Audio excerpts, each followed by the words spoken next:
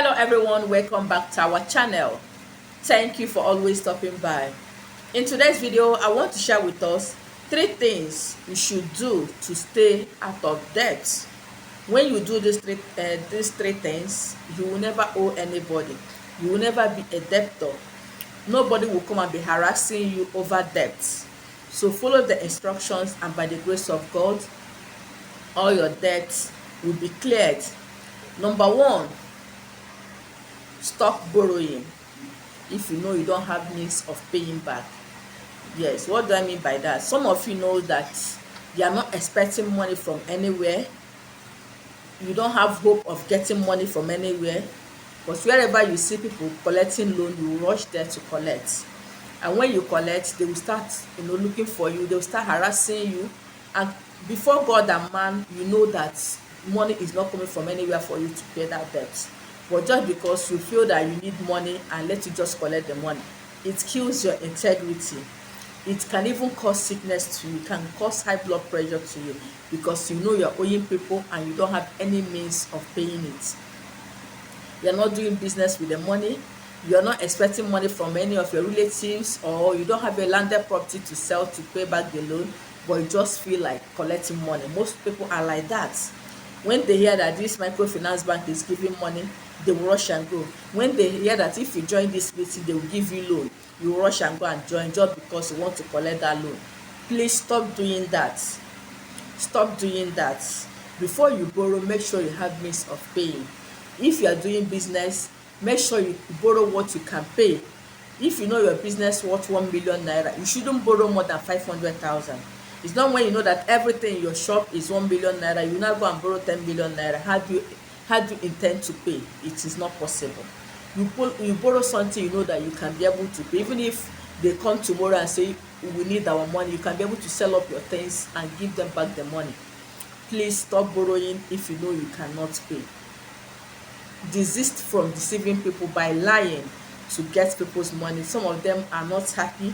Many people that are there today is as a result of people you borrowed money from, and they are not happy because they need that money, and they will go ahead and do all manner of evil things to you. Please stop borrowing. Number 2 is minimize your expenses. Yes, some of you will borrow money and you use it to go and do things that is not related to the reason for borrowing that money. Minimize your expenses so that when you borrow that money, you'll be able to utilize it well. Some people will go and borrow money to rent a house. Maybe you are living in a room apartment, you now want to move to a flat, you go and borrow money. How do you intend to pay when you know that that flat you're living is not generating money for you? So how do you intend to pay? There is no how you can pay. Or you want to be in competition with your neighbor, that maybe the husband stays abroad, that sends dollars, pounds and euro to the person. You want to be in competition with the person, or the person is doing very well in business, or his job is paying very well, just because you know him or her, you want to be in competition with the person, and you will now go and borrow money. How do you intend to pay? You will go and start doing things that you know you cannot afford to do. I've seen people that put their children in a very expensive school. You know fully well that your salary cannot carry that school. What do? You now every month you're borrowing from the office. Every time your salary is in deficit. How do you intend to balance up? And before you know it, another school fees will come, house rent will come, your child will be sick, the bills will keep compiling. You keep borrowing every time you're taking salary advance from the bank. Throughout the year, you keep repaying loans. Every time your salary is in debit. That is not fair. Reduce your expenses. Live within your expenses. Reduce your expenses so that you'll be able to arrange yourself. If you know your salary is small, live in an apartment you can pay. Put your children in the school you can afford. Do a business you know that it can give you daily food or daily meal. Don't go and start doing big store when you know that that business is not something that gives daily income. It is going to affect your expenses. It's going to affect your income. Don't go and start wearing expensive clothes when you know you cannot afford it. You go and start owing people selling turkey wares because you want to measure up with your neighbor. Don't do that. You go and start wearing hair that are very expensive on credit, and when the owners of the hair come for their money to resort to case, you start fighting. you turn to something else. Please reduce your expenses. If you don't have money to buy a good hair, please go and cut your hair. Nobody will kill you if you're a woman. Or go and start making simple hair you can afford. If where you're living is too expensive, you know, tell yourself the truth, know that you cannot pay for it. Look for a smaller apartment. When God blesses you, you can move to anywhere you want to stay.